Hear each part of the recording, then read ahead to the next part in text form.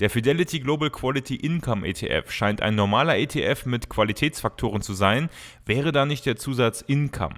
Welche Aktien dieser ETF hält, wie er aufgebaut ist, wie er in der Vergangenheit im Vergleich zu den gängigeren Quality Factor ETFs performt hat, das erfahrt ihr in diesem Video. Viel Spaß dabei! Der Fidelity Global Quality Income ETF basiert auf dem Fidelity Global Quality Income Index. Im ETF enthalten sind aktuell 237 Aktien, ebenso im Index. Ausgeschlossen sind Aktien aus Südkorea, denn der Benchmark-Index, auf dem der Fidelity Global Quality Income Index aufbaut, ist der S&P Developed Ex-Korea BMI Index. Ausgeschlossen sind zusätzlich noch ADRs, also Aktienzertifikate, wie sie häufig zum Beispiel für chinesische Titel ausgegeben werden, Limited Partnerships und Aktien, die keine Stammaktien eines Unternehmens sind. Weitere Kriterien bedingen zum Beispiel noch ein gewisses Mindesthandelsvolumen, was bei einer Aktie erfüllt sein muss, damit sie überhaupt mit aufgenommen werden könnte. Um auch eine Art ESG, also Nachhaltigkeitsansatz, mit hineinzubringen, werden Aktien, die mit kontroversen Waffen zu tun haben, ausgeschlossen. Alle Unternehmen, die mehr als 5% ihres Umsatzes mit anderen Waffensystemen oder weiteren militärischen Objekten erzielen, werden ebenfalls ausgeschlossen. Auch Unternehmen mit mehr als 5% Umsatz im Bereich Kohle, Öl, Zigaretten und Gas sind nicht dabei. Auch Unternehmen, die die berühmten United Nations Global Compact Prinzipien nicht erfüllen, fliegen raus. Das klingt jetzt erstmal eigentlich gut, dennoch, was ganz wichtig ist, wenn ein Unternehmen die genannten Dinge gar nicht reportet und aufzeigt, fliegen sie auch nicht raus. Das heißt, grob gesagt, ein Unternehmen erstellt gar kein Statement zu diesen üblichen ESG-Faktoren und handelt potenziell zum Beispiel indirekt mit Waffen, dann hat das erstmal gar nichts zur Folge und sie werden nicht ausgeschlossen. Im Endeffekt kann man das Thema ESG hier bei diesem ETF also auch lassen. Spannend wird es jetzt bei den Qualitätskriterien. Welche Qualitätsbedingungen muss eine Aktie denn erfüllen, um in den Fidelity Global Quality Income Index und im ETF aufgenommen zu werden? Bevor die Qualitätsparameter überhaupt zur Geltung kommen, werden die übrigen Aktien, also noch eine ganze Menge, erstmal nach Ländern und Sektoren aufgeteilt. Die sogenannten Country and Sector Groups. Ein Beispiel dafür wäre zum Beispiel die Automobilindustrie in Deutschland. So, und nun wird es spannend, denn nun kommen jetzt die Qualitätsparameter, die diesen ETF so auszeichnen, ins Spiel. Es gibt hier zwei Scores, die berechnet werden. Der Income Score und der Quality Score. Beim Quality Score kommt es vor allem darauf an, ob eine Aktie eine Bank ist oder nicht. Ist sie keine Bank, dann werden für den Score die Kennzahlen der Cashflow-Marge, die Gesamtkapitalrendite und die Stabilität des freien Cashflows herangezogen. Auch hier schauen wir uns später mal an, wofür diese Kennzahlen verwendet werden. Bei den Banken werden stattdessen die Faktoren Eigenkapitalrendite und die Fremdkapitalquote herangezogen. Income Score an, der dreht sich überwiegend um die Dividende. Aktien, die keine Dividende ausschütten, werden erstmal gar nicht aufgenommen. Wenn die Dividende gegenüber der letzten 5 Jahre gesenkt wird, fliegen die Aktien ebenfalls raus aus dem ETF bzw. werden nicht aufgenommen. Um den Income Score zu berechnen, werden jetzt vor allem die Faktoren Dividendenrendite, Dividend Payout Ratio und weitere dividendenbezogene Kennzahlen analysiert. Wie genau diese Kennzahlen angewendet werden, schauen wir uns später im Kapitel der Prognose an. Fassen wir also mal grob zusammen, was wir bis jetzt gelernt haben. Es fliegen also aus einem großen Index ohne Korea, der die Industrienation abbildet, ein paar Aktien raus. Der ESG-Ansatz ist hierbei eigentlich zu vernachlässigen. Dann werden Länder- und Sektorkombinationen gebildet, zum Beispiel die deutsche Automobilindustrie. Auf diese Länder- und Sektorkombinationen werden dann bestimmte Income- und Qualitätsparameter gestülpt, die am Ende dazu führen, dass ca. 250 Aktien übrig bleiben, die in diesem ETF landen. Okay, soweit so gut. Im Kapitel der Prognose schauen wir uns dann einmal an, wie genau diese Filterung innerhalb zum Beispiel der deutschen Automobilindustrie bzw. in allen Länder- und Sektorkombinationen funktioniert und was wir daraus für die Zukunft des ETFs ableiten können. Machen wir jetzt erstmal weiter, nachdem wir grob verstanden haben, wie dieser ETF funktioniert, mit den Rahmenparametern. Die Aktien stammen in diesem ETF praktisch überwiegend aus Nordamerika, also aus den USA. Knapp 70% der Aktien stammen da eben her, gefolgt von Japan, dem Vereinigten Königreich und der Schweiz. Die Branchenverteilung ist grob ausgeglichen und relativ breit, aber mit mehr als 18% gibt der Tech-Sektor hier noch klar den Ton an. Der Anteil der Tech-Aktien war aber in diesem ETF in der Vergangenheit schon mal größer. Es folgen der Finanzsektor und das Gesundheitswesen. Zum Vergleich sehen wir hier einmal die Sektoren des iShares Edge MSCI World Quality Factor ETFs, also auch ein ETF, der Wert auf Qualität legt. Auch hier führt die Technologie Fidelity. Die Gewichtungen sind von der Reihenfolge her ähnlich und weichen nur um wenige Prozentpunkte ab, obwohl beide ETFs andere Quality-Ansätze verfolgen. Erstaunlich. Wenn wir auf die Marktkapitalisierung im ETF blicken, dann sehen wir, dass 37,7% der Aktien des Fidelity ETFs eine sehr große Marktkapitalisierung besitzen. Beinahe ein Drittel besitzt noch eine große Marktkapitalisierung und das restliche Drittel fast eine mittelgroße. Small- und Microcap-Aktien sind praktisch kaum vertreten. Aber im Vergleich zum ETF von iShares ist der Fidelity ETF breiter gestreut. Beim iShares Quality ETF sind fast 50% der Aktien mit einer sehr großen Marktkapitalisierung ausgestattet. Der Fidelity ETF scheint also den Small-Size-Faktor ein wenig mehr zu fördern. Zumindest erhöht er ein wenig das Risiko, weil er etwas kleinere Unternehmen dabei hat. Die Top 10 Aktien machen im Fidelity ETF fast 15% des Gesamtgewichtes des ETFs aus. Das ist noch vertretbar. Der zuletzt hier vorgestellte Equal Weight ETF auf den S&P 500 besitzt eine weitaus geringere Gewichtung der Top 10, aber wir haben eben auch schon ETFs mit mehr als 20 oder 30% Gewichtung der Top 10 Aktien gesehen. Schauen wir uns die Top 10 Aktien mal etwas genauer an. Sehr dominant treten hier Apple und Microsoft auf. Das wird wahrscheinlich daran liegen, weil sie zum einen gute Dividendenzahler sind und auf der anderen Seite aber auch sehr gute Qualitätsparameter und eine große Marktkapitalisierung mit sich bringen. Insofern sollten Income und Quality Score hier ganz gut sein. Dahinter folgen überwiegend starke Dividendentitel wie Verizon oder Comcast, aber auch Titel wie Nvidia waren kurzzeitig in den Top 10 dabei.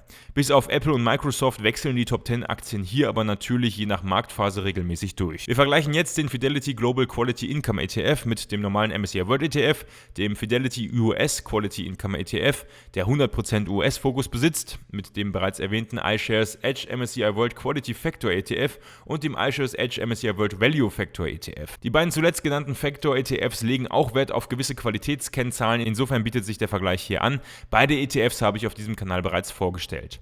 Im Kurs-Gewinn-Verhältnis liegt der Value Factor ETF klar vorne.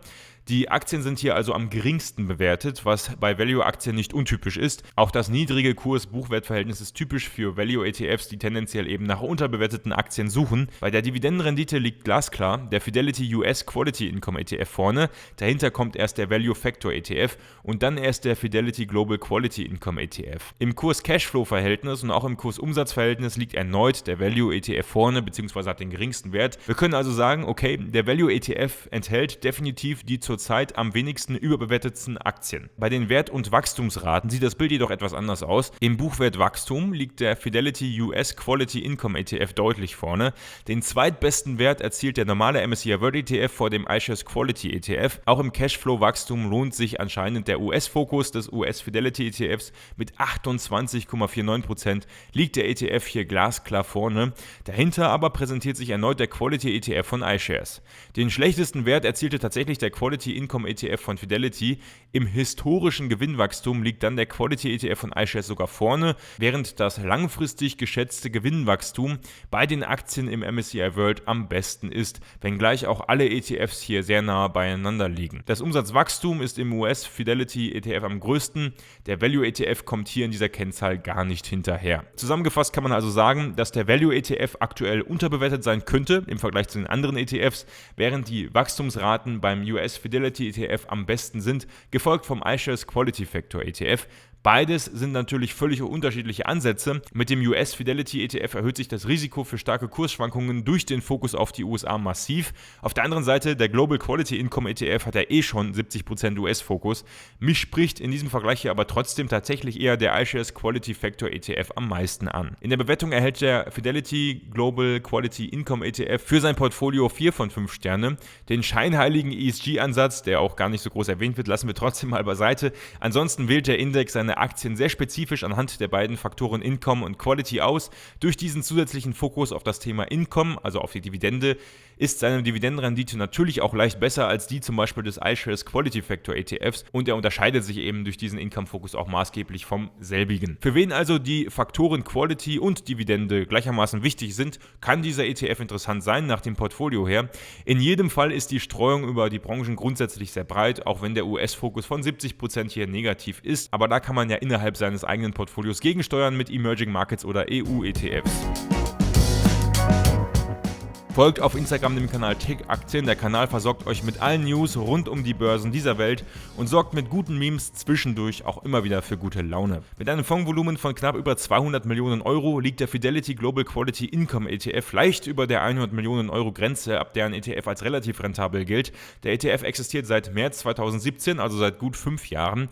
Was eine durchschnittliche Bestandsdauer im Verhältnis dieser Videoreihe ist, eine Auflösung des ETFs ist relativ unwahrscheinlich. Mit einer Gesamtkostenquote von 0,4% liegt dieser ETF im Durchschnitt der Gesamtkostenquoten aller ETFs, der bei ca. 0,4 bis 0,5% liegt. Hinzu kommen noch 0,03% Transaktionskosten des Fonds. Damit ist der ETF insgesamt aber deutlich teurer als breit gestreute Welt- oder All-World-ETFs, die teilweise bei unter 0,2% Gesamtkostenquote liegen. Dieser ETF von Xtrackers ist ausschüttend, macht ja auch Sinn, wenn das Wort Income im Titel vorkommt. Demnach werden Erträge wie Dividenden und Zinsen an den Anleger ausgeschüttet. Die Ausschüttungsrendite 2021 lag bei 3,47%. Für 2022 wird bei Xtra ETF aktuell eine Ausschüttungsrendite von 2,97% prognostiziert. Dabei schüttet der ETF vierteljährlich aus, und zwar im Februar, Mai, August und November. Dieser ETF verfolgt die Strategie einer vollständigen physischen Replikation. Das heißt, der gesamte Bestand des Index wird im ETF 1:1 nachgebildet. Daher weicht in der Regel auch der ETF-Kurs vom Kurs des Indexes ab, weil die Nachbildung des Index im Fonds nicht 100% genau und zeitgleich passiert. Die durchschnittliche jährliche Abweichung von der Indexentwicklung, also Tracking-Differenz, liegt hier bei 0,11% pro Jahr. Damit war der ETF für die Anleger hier sogar günstiger, als es die Gesamtkostenquote suggeriert. Der Index wird nur jährlich neu gewichtet, was ich eigentlich negativ finde. Es erfolgen nur monatliche Anpassungen. Sollte eine Aktie aufhören, eine Dividende zu zahlen, dann fliegt sie nämlich sofort raus. Insgesamt vergebe ich in der Kategorie Produktkriterien 3,5 von 5 Sterne. Das Fondsvolumen ist noch relativ niedrig, die Bestandsdauer aber eigentlich okay. Die Gesamtkosten sind nicht günstig, wobei die Tracking-Differenz ganz gut ist. Die lediglich jährliche Anpassung des Index kann Fluch und Segen zugleich sein. Man sollte sich dessen einfach bewusst sein. Wir vergleichen jetzt erneut die eben bereits gezeigten Aktien Fidelity Global Quality Income ETF mit dem normalen MSCI World ETF. Außerdem ist der Fidelity US Quality Income ETF zum Vergleich mit dabei, der den gleichen Ansatz eben fährt, nur mit dem Fokus auf den USA. Außerdem ist immer noch der iShares Edge MSCI World Quality Factor ETF mit dabei und zu guter Letzt ist der iShares Edge MSCI World Value Factor ETF wieder mit dabei. Im Vergleich seit März 2017 sehen wir, dass der Quality Income ETF mit dem Fokus auf die USA die beste Performance erzielt hat. In den letzten 5 Jahren war der US-Fokus trotz oder gerade wegen des größeren Risikos also lukrativer. Der iShares Quality Factor ETF lag über weite Strecken mit dem US Quality Income ETF gleich auf. Allerdings büßte er im Sommer 2021 kräftig an Performance ein. Der normale MSCI World und unser Global Quality Income ETF von Fidelity lagen über weite Strecken auch gleich auf. Der Global Quality Income ETF lag in 2021 über weite Strecken sogar nur auf Platz 4 in der Performance, konnte aber zuletzt sehr stark aufholen. Konkret heißt das, der Fidelity US Quality Income ETF erreichte in diesem Zeitraum bis heute insgesamt 84,93% Rendite. Dahinter folgt dann tatsächlich, Stand heute, der Fidelity Global Quality Income ETF mit knapp 64% Rendite. Dahinter mit 63% folgt der iShares Edge MSCI World Quality ETF, also knapp dahinter. Knapp vor dem MSCI World ETF mit 60,5%. Der Value ETF liegt abgeschlagen hinten und kommt nur auf 25,66%. Es muss allerdings gesagt sein, dass sich die Quality ETFs auf 5 Jahre gesehen hier also gar nicht viel nehmen und der Unterschied marginal ist und auch nicht unbedingt aussagekräftig für die Zukunft. Dass der US-Fokus in den vergangenen 5 Jahren ein gewinnbringender Faktor war, ist ebenfalls keine Garantie für die Zukunft, dass das auch so weitergeht. Wenn wir uns nur einmal die letzten 12 Monate anschauen, liegt der Fidelity US Quality Income ETF mit 10,2% ebenfalls vorne. Dahinter folgt der Fidelity Global Quality Income ETF, der mit seinen 4,98% Rendite gerade in den letzten 12 Monaten eben auf die anderen ETFs massiv aufholen konnte und sie dadurch auch überholen konnte. Denn sowohl der iShares Edge MSCI World Quality ETF als auch der normale MSCI World ETF erzielten in den letzten 12 Monaten einen leichten Kursrückgang. Dagegen konnte der Value ETF 2,38% zulegen. Wenn wir uns den langfristigen, aber theoretischen Vergleich zwischen dem Fidelity Global Quality Income Index und dem MSCI World Index seit 1997 anschauen, auch wenn dieser hier wie gesagt nur auf theoretischer Basis beruht und Backtesting ist, also keine wirkliche erzielte Performance darstellt, dann sehen wir, dass der MSCI World Index um die Jahrtausendwende herum klar die Nase vorne hatte. Seit dem Frühjahr 2002 hatte dann aber der Fidelity Global Quality Income Index in der Theorie laufend die Nase Nase vorne, wenngleich er deutlich volatiler beispielsweise auf den Corona-Crash reagierte.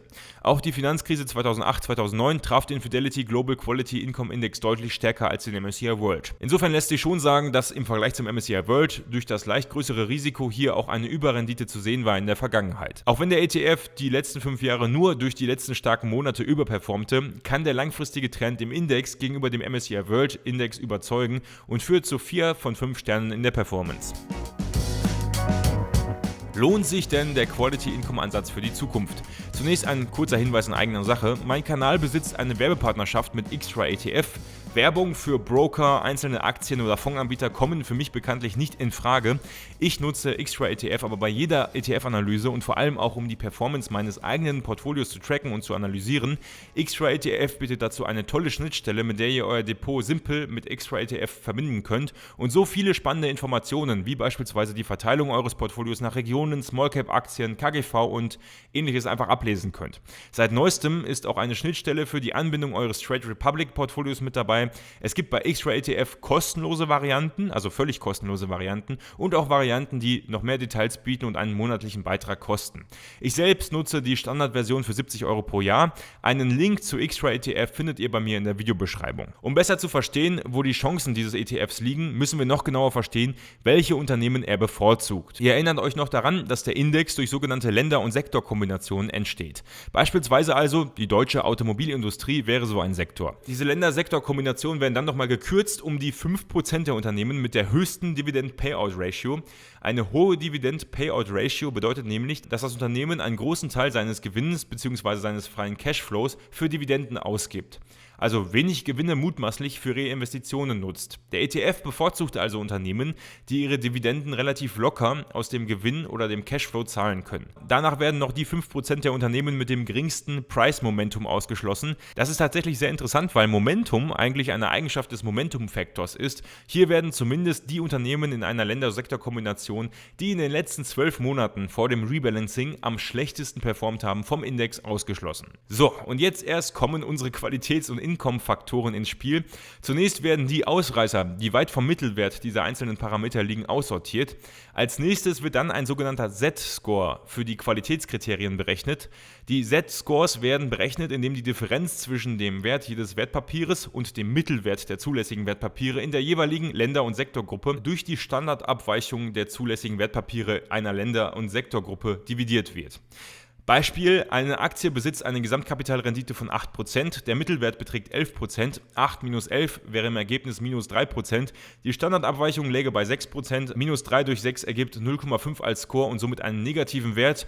Läge die Gesamtkapitalrendite über dem Mittelwert, wäre der Wert natürlich positiv. Alle Aktien mit negativen Scores werden also entfernt. Das gleiche Verfahren geschieht dann für die Aktien mit den anderen Qualitätsfaktoren. Und natürlich wird das gleiche Verfahren auch für den Z-Score bei der Dividendenrendite bzw. beim Income-Faktor angewendet. Am Ende bleiben also 250 Aktien mit überdurchschnittlich guter Dividendenrendite, Gesamtkapitalrendite, Cashflow-Marge und Stabilität des freien Cashflows übrig. Wenn innerhalb des Jahres bis zum nächsten Rebalancing auf einmal die Dividendenausschüttung ausgesetzt wird, haben wir ja eben schon gehört, fliegen die Aktien sofort raus aus dem Index. Deswegen sind es teilweise auch weniger als 250 Aktien. Die Gewichtung der Aktien erfolgt dann maßgeblich anhand des Income Scores, also je besser die Dividende, desto höher gerankt. Dieser Wert macht aber nur rund 60% der Gewichtung aus. 40% der Gewichtung macht die Größe der Aktie aus, also ihre Marktkapitalisierung. Je größer die Aktie an der Börse oder je teurer die Aktie an der Börse, desto höher die Gewichtung. Das erklärt auch, warum Apple und Microsoft hier so weit vorne liegen. Wir haben gesehen, dass in der Finanzkrise 2008 und während des Corona-Crashes der Fidelity Index bzw. ETF deutlich stärker gelitten hat als der MSCI World. Auf der anderen Seite ist der Fidelity Index wesentlich stärker durch die Dotcom-Blase gekommen als der MSCI World. Das wird daran liegen, dass viele gehypte Technologiewerte in Sachen Qualitätsparametern keine gute Rentabilität erzielt haben und vor allem auch keine Dividenden ausgeschüttet haben. Insofern schützt diese Filterung des Index auf jeden Fall davor, zu viele unrentable Wachstumstitel im Portfolio zu haben. Da der letzte Bullenmarkt auch extrem technologiefokussiert war, erklärt das auch, warum der Index in den letzten 12 Monaten vielleicht sogar besser abgeschnitten hat als vergleichbare ETFs oder der MSCI World. Von großem Vorteil für den Fidelity Index war, dass Werte wie Apple und Microsoft natürlich enthalten sind, wegen der Dividende, ihrer Größe und guten Qualitätskennzahlen, die im letzten Bullenmarkt natürlich starke Zugpferde waren. Ich vergebe in der Prognose 4 von 5 Sterne, dass ein Quality-Factor-Ansatz ohnehin über einen langen Zeitraum erwiesenermaßen eine Überrendite erzielt, haben wir bereits im Video zum Thema Factor Investing gesehen. Dieser ETF hier ist eine noch verschärfte Version, da der Faktor Dividende oder Income eben noch zusätzlich hoch gewichtet wird. Für das Portfolio gab es 4 Sterne aufgrund des Quality- und Income-Fokus. Für die Produktkriterien gab es dann 3,5 von 5 Sternen. Die Gesamtkostenquote ist nicht niedrig. Die lediglich jährliche stattfindende Neugewichtung könnte ein Problem werden. Für die Performance habe ich 4 Sterne vergeben, da der ETF in der Vergangenheit besser als der MSCI World in der Theorie performte, aber nicht deutlich besser als vergleichbare Quality-ETFs. In der Prognose gab es dann ebenfalls 4 von 5 Sterne. Die Qualitäts- und Income-Parameter sorgen dafür, dass vor allem zuverlässige Aktien im ETF enthalten sind. Zwar kam es während der Finanzkrisen und zu Corona-Zeiten zu einer deutlich größeren Volatilität als im MSCI World. Dennoch wurde beispielsweise die Dotcom-Blase deutlich positiver überstanden. Insgesamt erhalten wir also einen Durchschnitt von 3,875 Sternen, den ich auf 4 Sterne aufrunde. Meine persönliche Meinung: Ich bin ein großer Fan von Factor-ETFs, wie ihr wisst. Daher habe ich natürlich ja auch den iShares MSCI World Quality Factor ETF in meinem Portfolio und Sparplan, den ich bereits hier in diesem Video vorgestellt habe, der vor allem die Faktoren Eigenkapitalrendite, Verschuldungsgrad und stabiles Gewinnwachstum hochgewichtet. Der Fidelity Global Quality Income ETF erweitert diesen Qualitätsanspruch noch einmal um das Thema Income, also Dividende, und besitzt daher im Vergleich auch eine bessere Dividendenrendite, was für einen ausschüttenden ETF interessant ist. Da ich persönlich aber keine besondere Strategie mit Dividenden fahre, außer halt Freibeträge abzustauben, ist mir die Ausschüttungsquote nicht so wichtig. Historisch gesehen laufen der Quality Income ETF und der Quality Factor ETF zwar nicht parallel, die Renditen und Kursgewinne sind jedoch ziemlich ähnlich, auch wenn ich den Fidelity Global Quality Income ETF sehr interessant finde und ich ihn, sofern ich meine ETF-Strategie neu aufbauen würde, auf jeden Fall in Betracht ziehen würde, bleibe ich persönlich bei dem Quality Factor ETF von iShares, den ich bereits seit längerem bespare. Dennoch ist der Quality Income ETF von Fidelity durchaus eine valide Option aus meiner Sicht. Wenn ich den ETF besparen müsste, würde ich ihn als weiteren Factor ETF mit in mein Portfolio aufnehmen. Aktuell würde ich wahrscheinlich die beiden Faktoren Value und Quality mit dem Fidelity Quality Income ETF ersetzen. Wobei ich in meinem Portfolio aktuell eigentlich ganz glücklich bin, den Value Factor ETF mit dabei zu haben, aber der Fidelity Quality Income ETF hat zur gleichen Zeit fast noch besser performt. Neben dem Fidelity ETF wären dann mit gleichen Anteilen noch der Momentum ETF, der Small Cap ETF und ein Emerging Markets IMI ETF mit dabei. Zu allen ETFs gibt es hier bereits Analysen auf meinem Kanal. Wie seht ihr den Fidelity Global Quality Income ETF? Bespart ihr ihn und mit welchen anderen ETFs bespart ihr ihn zusammen? Schreibt es gerne in die Kommentare. Wir sehen uns in der nächsten Woche mit der nächsten Aktienanalyse wieder. Macht es gut, bis dahin, ciao.